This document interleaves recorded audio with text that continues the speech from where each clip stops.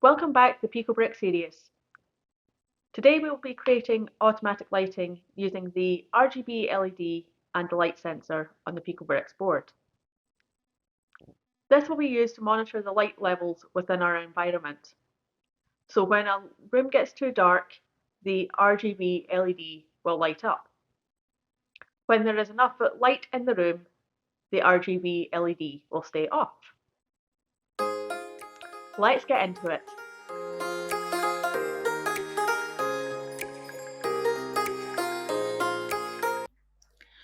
Once you're logged into your computer, open up your favourite web browser. As you can see here, we're using Google Chrome. Within the address bar, type ide.picobricks.com.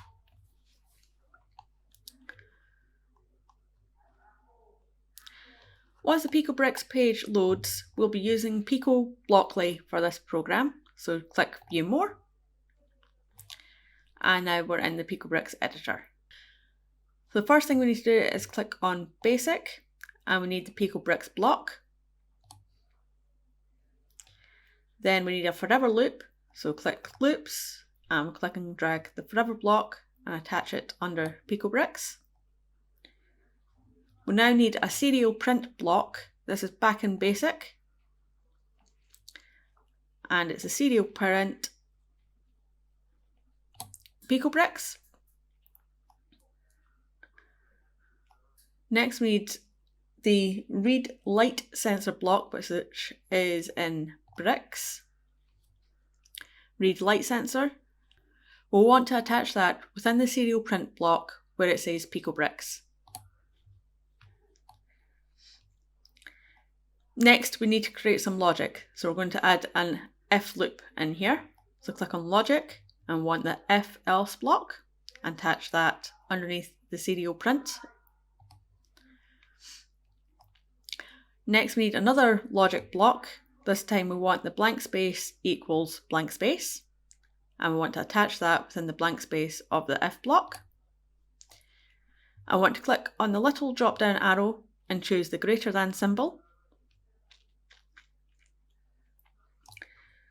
Next we need another read light sensor, so we can right click on the read light sensor block and select duplicate and attach that within the first blank space of the if block. Next click on math, and we want this 0 at the top and attach that within the last blank space. And within the 0 block here we want to type 10,000. So now we want this if block to do something when the light sensor is reading the value above 10,000. So we'll click on the RGB LED and want the RGB LED to set colour to white. And when the light sensor is less than 10,000, we want the RGB LED to clear the colour. If you liked the video so far, don't forget to give us a thumbs up, and also make sure you're subscribed to the YouTube channel to be the first to know about new releases.